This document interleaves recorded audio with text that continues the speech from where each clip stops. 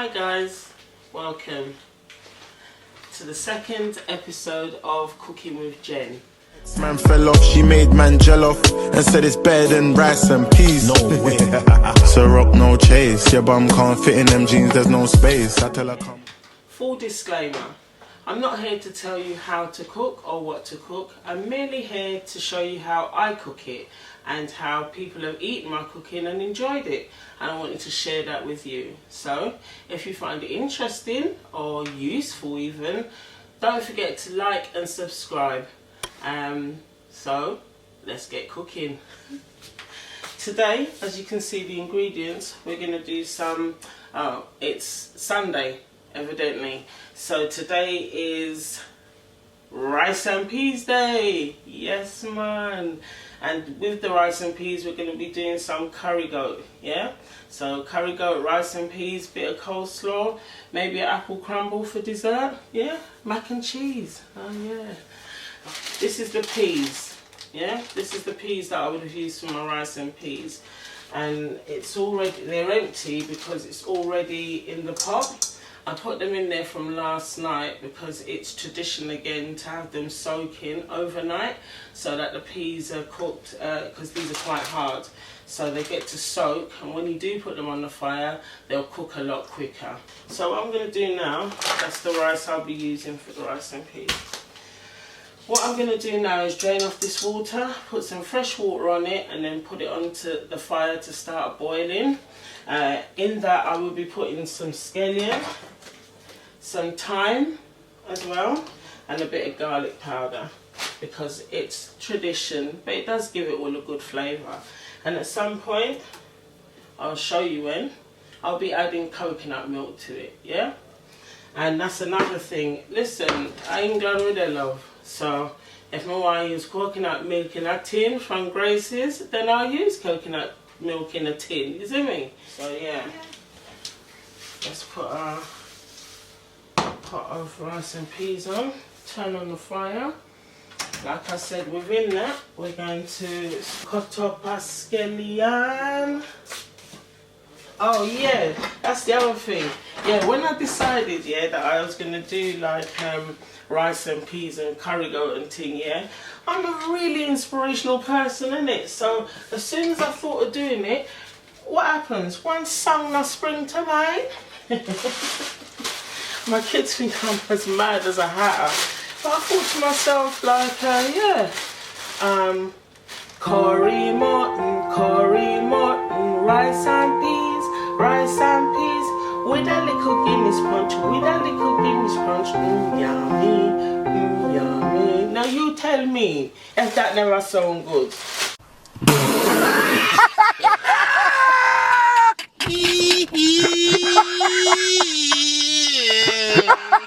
Oh, chest, I can't breathe. Oh shit. So remember we talked about it.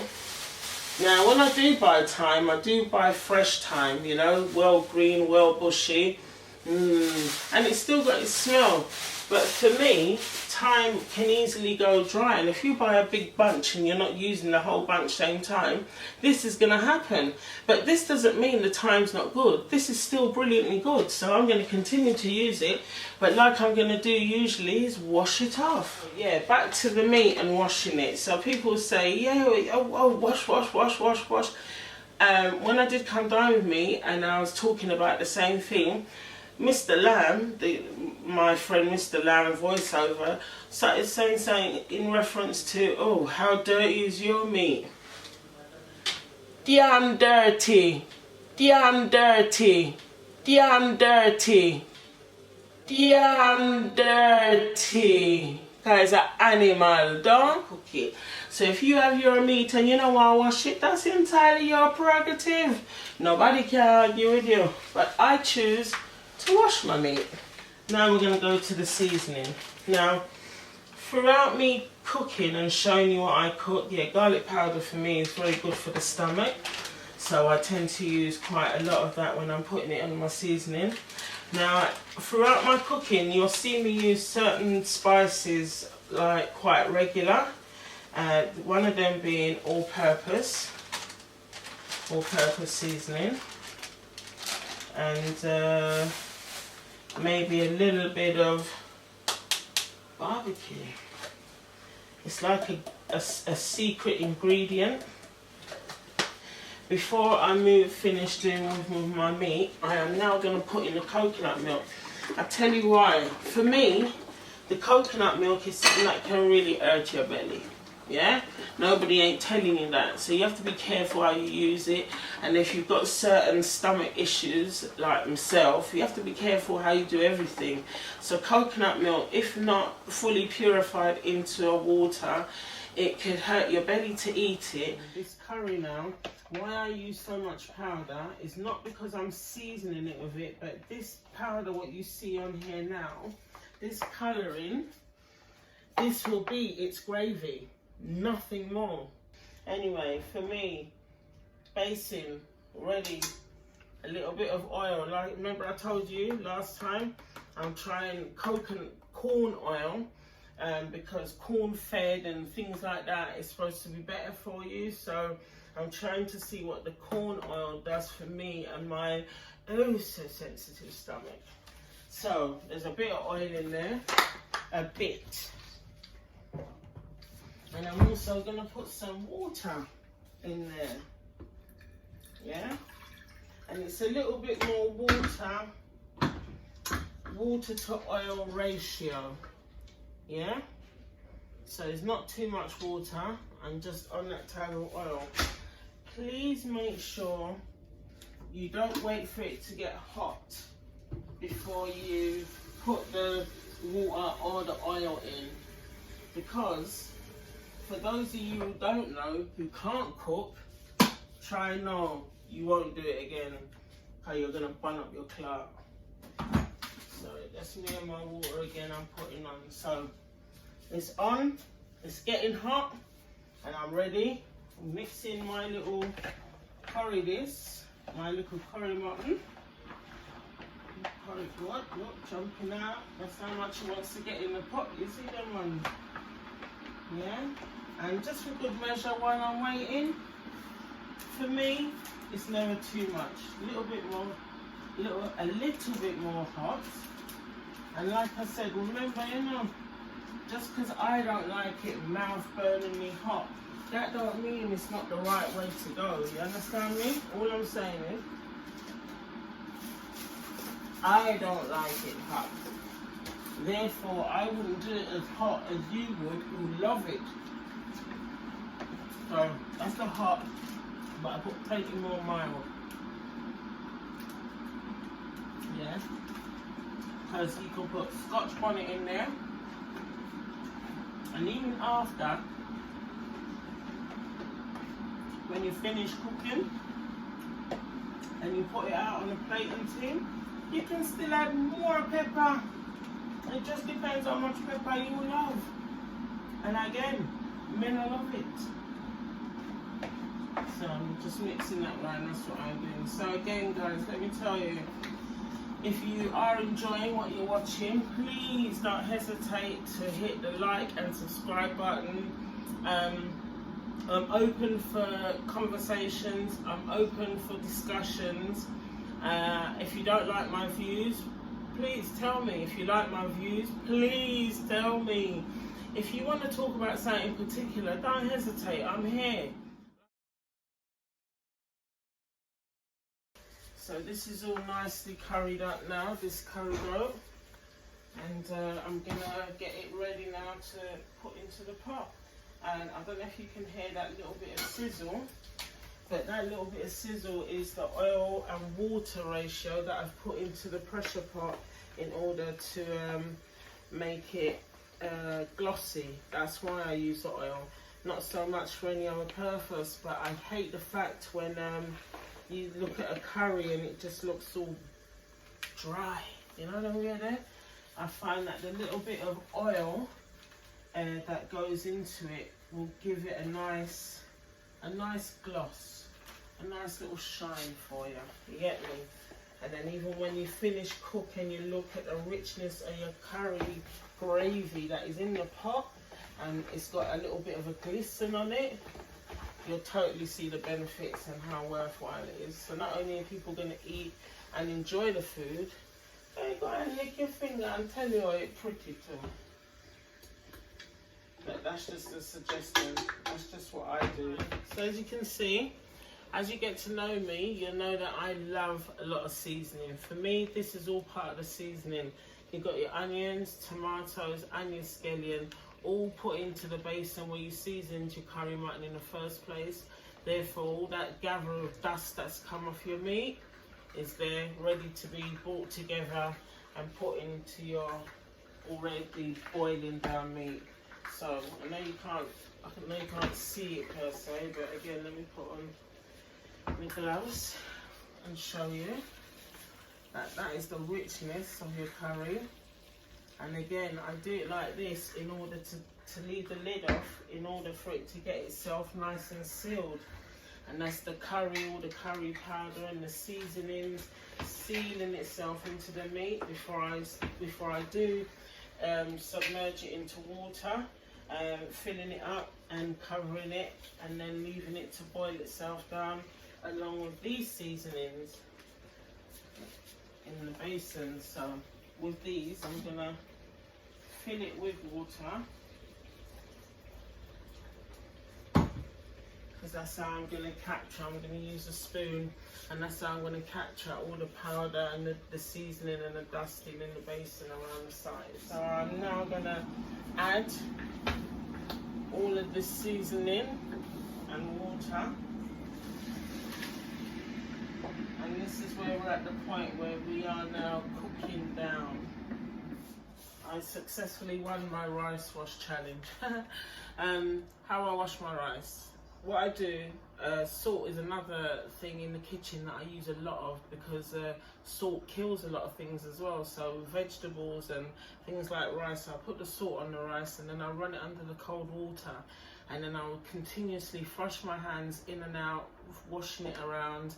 Anything that is not supposed to be in there, like insect-wise, that salt will kill and bring to surface.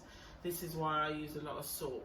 In vegetables as well, you sprinkle it on there, merge it in some salt water, whatever's in there as insects will die, you'll see it, or it'll just float out. So now my rice is washed, and the idea is to wash the starch out of the rice. So the rice is washed, the peas has been boiling, and you know, you haven't done out the coconut all completely, because that beautiful smell of the coconut cooking through the rice is always a Sunday welcome feeling, you know them ones? Alright, so we're coming along nicely with the cooking. Sorry, again, you can't smell it, but take my word for it, it's out there. So this is the curry goat, and it's nicely cooking down. I'm going to lift it up and show you. I want you to see the richness of it. And I don't know if you look closely, you can see the shine. I hope you can see the shine, because there's definitely a beautiful gloss going on there. And you can see the thickness of the gravy that's going to be produced, and the meat is looking ready to chewable. So I hope you can see what I can see. Also, my rice and peas is here. And remember I was telling you about the fork and the cutting through. So this is the rice and peas. I don't know if you can see it. I might have to bring it over. Just don't want to drop it, because that won't be funny. Okay. Oh. Alright, that's the rice and peas. Yeah. And you can still smell the aroma of coconut in there. So like, remember I was telling you about the spoon and thing. So we're not going to use a spoon, we're going to use a very sharp fork utensil, yeah? And we just cut through, just open it up to make sure, and you can see it's still shelly, it's still everything, and I'll just take it from the sides. You can see all the scallion sticks, not the scallion, the thyme sticks that are on top, but that's not a bad thing, that's what we like as West Indians, because we can just pick those out afterwards. So that's my luscious rice and peas. just as a good measure.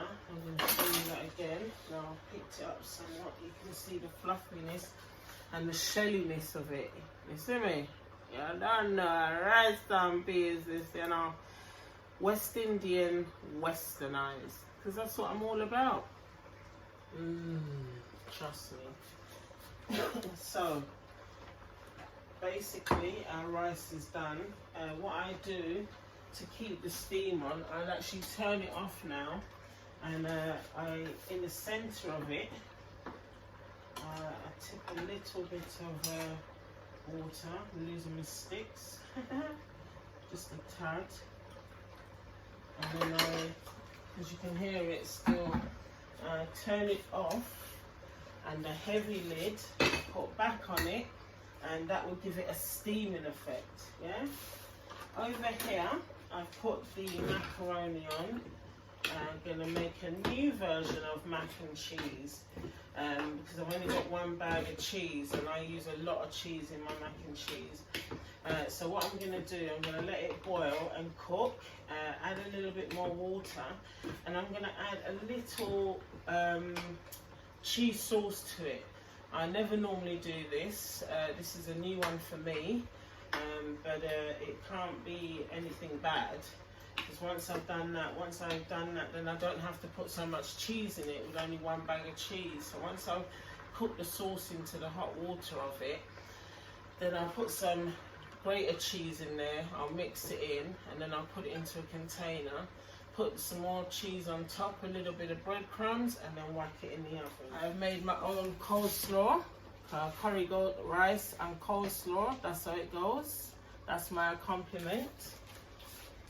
Also, we have homemade coleslaw, homemade mac and cheese. Looking all golden out there. When I cut it, you'll see that. If you want to see the final plate up, please don't hesitate to go onto my Instagram page. All details will be going across the screen. So I look forward to seeing you again with the next dish. So remember, you know, tell a friend, tell a friend, because they're missing something good. Yeah. Just to say, like, obviously I'm finished cooking now. And what did I cook? I cooked curry goat, rice and peas, mac and cheese, made my own coleslaw, made my own mac and cheese, and a little bit of side salad. You know how it goes. Catch a bong side. Them I got no good thing then. Good. The good thing then. Good. The good thing then. Good. The good thing. When we do road, me have to wear the good thing then. Good. The good clothes and the good shoes then. Good chain and the good ring then. Me shopping at the mall at the good store then. My car when me drive at the good car then. No chicken head that does a good girl then. Pretty face.